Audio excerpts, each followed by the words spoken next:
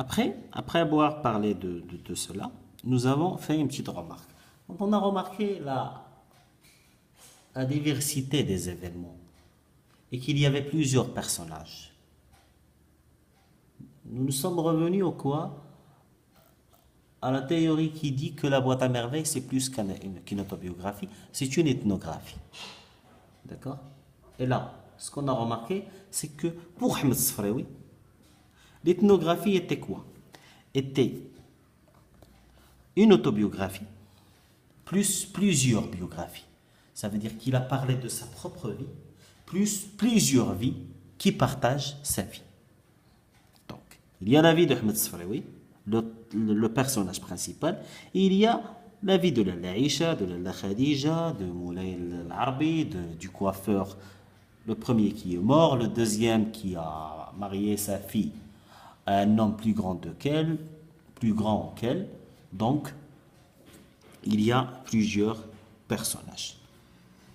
Après cela, si vous vous souvenez très bien, nous avons parlé du schéma narratif. Le schéma narratif, on a dit que le schéma narratif, c'est lui qui constitue le schéma du récit, qui nous parle des composants d'un récit. Et on a dit que les composants d'un récit, c'était la situation initiale, l'élément perturbateur, les péripéties, le dénouement et la situation finale. Ça veut dire que la situation initiale, c'est la situation par laquelle commence chaque récit. C'est la situation du calme, du bonheur, si on a le bonheur dans le début de notre roman ou bien de notre récit. Après vient l'élément perturbateur ou bien l'élément déclencheur, celui qui a pour but de déclencher les événements. Les événements qui sont déclenchés après, on les appelle les péripéties. Ce sont les événements qui sont déclenchés ou bien l'élément de changement, d'accord, ou bien le démarrage des faits. Donc, les péripéties sont les événements qui sont liés ou bien qui sont créés par l'élément déclencheur ou l'élément perturbateur ou l'élément du déséquilibre. Ça veut dire que c'est lui qui perturbe l'équilibre dans vie, l'histoire, depuis sa situation initiale. Après les péripéties, bien sûr, nous avons besoin d'un rappel à l'ordre. Ça veut dire que nous avons besoin d'une force qui nous remet dans le bon sens, qui nous prépare à atteindre la situation finale. Donc le dénouement ou bien l'élément de l'équilibre, ça veut dire que c'est lui qui fait régner l'équilibre sur les événements qui sont cités dans notre récit pour pouvoir atteindre la situation finale.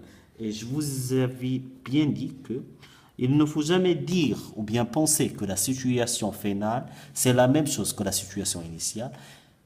La situation finale peut être à peu près la même chose que la situation initiale, mais comme je vous ai dit, si même rien ne change après tous les événements passés, il faut savoir très bien que le temps passe et le temps change. Donc, après le schéma narratif, je pense que nous avons parlé des résumés de chaque chapitre. Nous n'allons pas refaire le tour du résumé de chaque chapitre parce que nous avons des vidéos qui sont détaillées pour chaque chapitre avec des explications, plus le cours qui est présent bien sûr et toujours sur notre blog. Après cela, nous avons parlé de situer un passage. Et on a dit que la situation de passage, c'est parler des événements passés en relation avec le passage ou bien le texte traité. Ça veut dire de parler de ce qui s'est passé auparavant, avant d'arriver au moment où l'on est.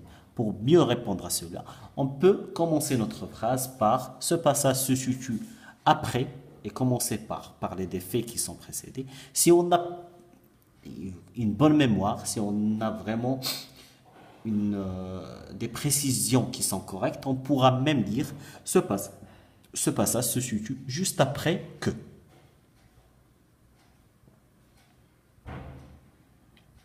On peut même commencer par cet extrait tiré du roman La boîte à merveilles d'Ahmed Sfraoui. Ce passage se situe juste après. Une petite présentation du roman, même si je pense que c'est pas très important parce que déjà, depuis la première question, on sait très bien qu'on parle de La boîte à merveilles d'Ahmed Sfraoui. C'est pas une précision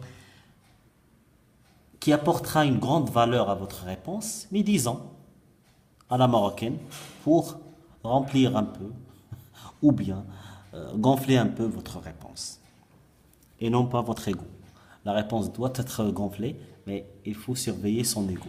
L'ego ne doit pas être aussi gonflé que la réponse. Parce que si votre ego est gonflé, vous n'allez pas pouvoir ni apprendre ni comprendre.